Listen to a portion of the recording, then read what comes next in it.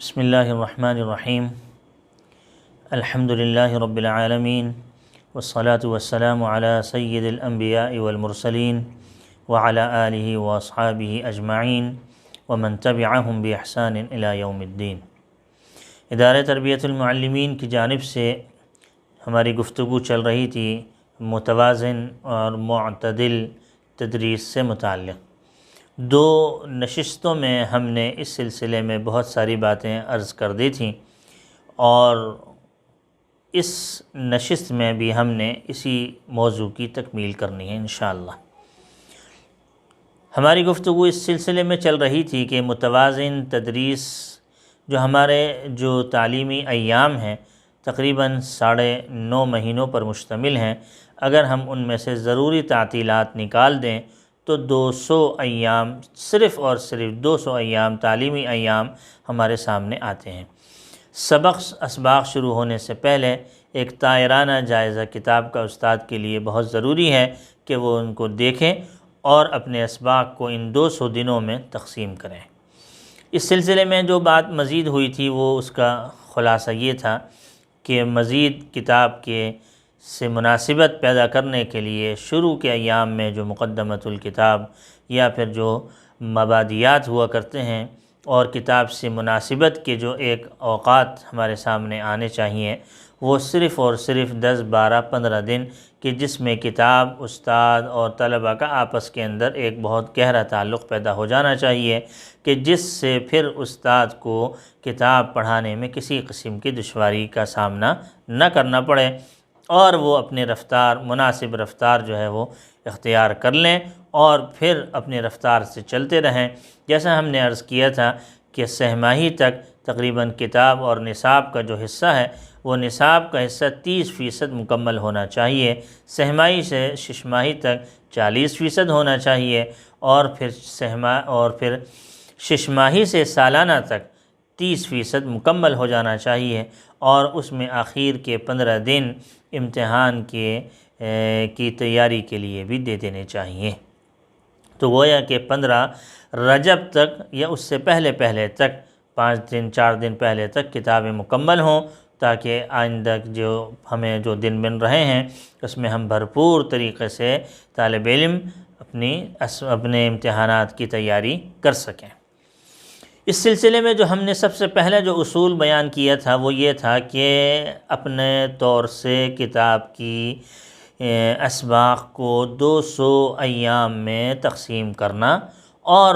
بھرپور طریقے سے اس کو تقسیم کے ساتھ ساتھ اس کا ایک بہترین انداز سے اور اچھے انداز سے اس کا جائزہ لینا۔ دیکھیے، جب تک یہ جائزہ نہیں لیا جاتا، ایک طائرانہ جائزہ، اوپری طور سے یہ تمام چیزوں کا جائزہ نہیں لیا جائے گا تو اس وقت تک ہمیں پریشانی کا سامنا ہو سکتا ہے۔ اس سلسلے میں ہمیں بہت ساری چیزوں کا فائدہ بھی ہوگا، اور ہم اپنے صحیح سمت اور صحیح رخ کی طرف جا رہے ہوں گے، اور ہماری رفتار بھی بہت ہی زیادہ معتدل اور مناسب رہے گی کہ جس میں کسی قسم کی بھی کوئی حق تلفی نہیں ہوگی۔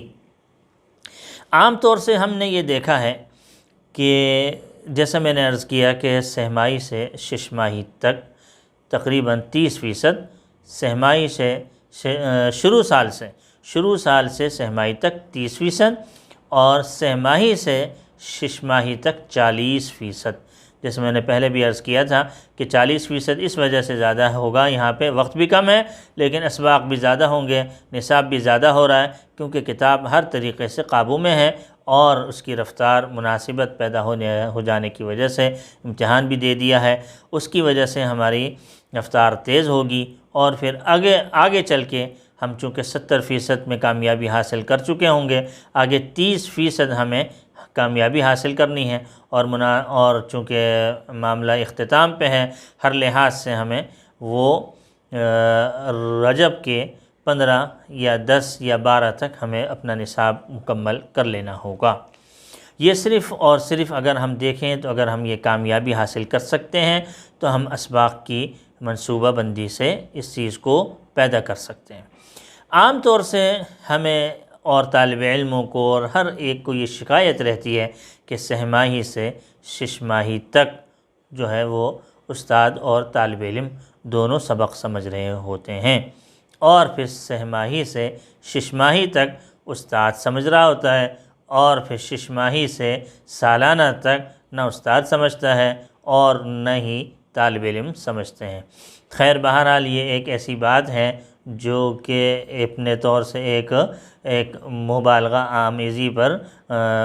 مبنی ہے، لیکن اس میں کوئی اتنی سچائی نہیں ہے۔ یہ ایک ایسی مبالغہ آمیزی کی گئی ہے، لیکن حقیقت میں جو اساتذہ جو ہوا کرتے ہیں اور ماہر اساتذہ ہوا کرتے ہیں وہ ہر وقت سمجھنے والے ہوتے ہیں۔ رفتار آدمی کو بہرحال ایسی رکھنی چاہیے جو سال کے اخیر تک طالب علموں کو اسباق سمجھ میں آتے رہیں۔ لیکن بہرحال حق تلفی دیکھنے میں آتی ہے، اور بہت دیکھنے میں آتی ہے کہ شروع کے ایام میں بہت غیر متوازن تدریس کی وجہ سے، بہت ہی زیادہ آہستگی کی وجہ سے تعلیمی ایام میں اپنے نصاب کو مرتب نہ کرنے کی وجہ سے بہت ہی زیادہ مسائل کا سامنا کرنا پڑتا ہے، اور دوسرے اساتذہ سے اپنے اسباق کی تکمیل کے لیے ان سے گزارش کرنی پڑتی ہے کہ وہ اپنے گھنٹے کے کچھ اجزاء، کچھ حصے جو ہے وہ ہمیں دے دیے تاکہ ہم اپنے طور سے اس میں اپنے اسباق کی تکمیل کر سکیں۔ ہم نے دیکھا بڑے بڑے متقدمین اساتذہ